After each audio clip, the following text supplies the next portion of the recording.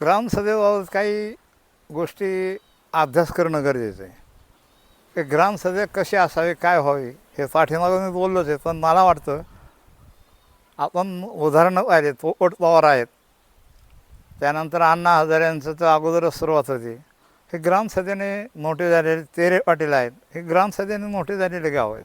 आमचं मोठ्यांचं जलसंधारणाच्या बाबतीत फार मोठं काम ग्रामसभेतून झालं.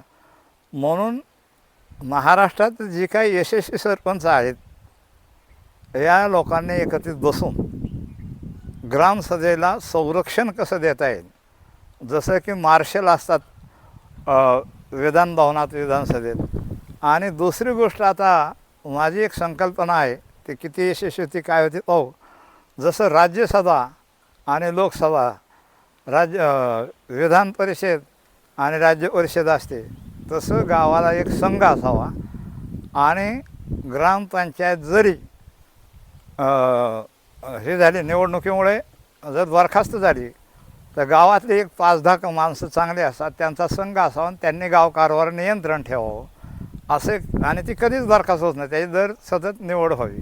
तर त्याबद्दल सर्व सरपंचाने, जे यशस्वी सरपंच आहेत, ज्यांनी चांगलं काम केलं आहे, त्यांनी एकत्रित येऊन आणि महाराष्ट्र शासन ग्रामविकास सचिव जे आहेत, त्या सचिवांनी एकत्रित येऊन असं एक नवा तंत्र, नवा मार्ग शोधला पाहिजे. आणि ग्रामसभेला महिलांची उपस्थिती कशी राहील, अल्पसंख्यांना त्याची मतं मांडताना काय होईल.